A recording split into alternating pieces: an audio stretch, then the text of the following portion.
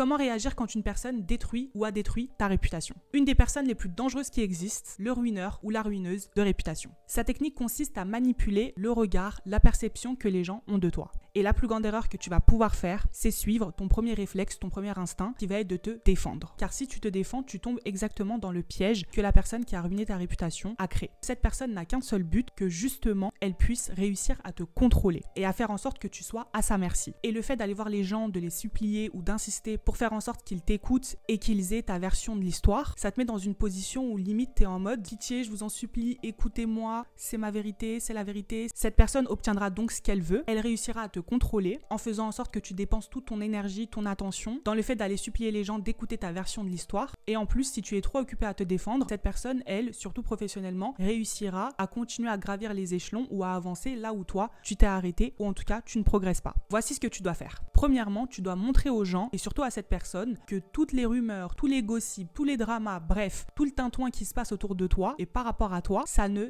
t'affecte absolument pas. Car justement, le fait que tu sois unbothered, eh bien cette personne qui est derrière tout ça, elle va péter un câble car son objectif n'a pas lieu. Elle se fiche absolument de voir que les gens la croient ou parlent sur toi, que tu sois le sujet de la machine à café, car ce qu'elle vise et sa cible, c'est toi. Et donc, si les personnages qui sont utilisés, eux réagissent, mais que la cible ne réagit pas, alors là, elle a de quoi s'en mordre les doigts. Et c'est pour ça qu'elle aura trop le seum. Deuxièmement, même si c'est dur, fais preuve de patience et attends que la vérité arrive et éclate au grand jour. Tout simplement parce que la vérité prend l'escalier et surtout garde en tête que même si tu vas essayer d'aller te défendre auprès des gens, ces gens ne te croiront pas. Car tu es déjà entouré du spectre de la fausse image que cette personne a créée malheureusement par rapport à toi, mais surtout tu vas paraître comme quelqu'un qui se défend car justement tu es coupable. Et au contraire, de voir que tu ne réagis pas et surtout que tu ne te défends pas, ces personnes vont se dire en fait, si c'était véritablement vrai, vu à quel point c'est grave ce qui a été raconté par rapport à cette personne, moi personnellement je réagirais pas comme ça. Et donc du coup tu vas t'empêcher d'alimenter la chose, d'éviter de rajouter une bûche au feu, crois-moi que ça te permettra de garder la chose sous contrôle. Et pour finir, sache que si tu le fais, tu réussiras à devenir le grand gagnant ou la grande gagnante. C'est-à-dire que tu sortiras de tout ce tumulte avec les honneurs. Car les gens vont réaliser que tu auras enduré toute la rumeur, le mensonge, la calomnie, la moquerie, le ridicule, et ils te respecteront 2 fois plus. Mais par contre, la personne qui t'aura sali, elle sera décrédibilisée et perdra le respect de tous à vie.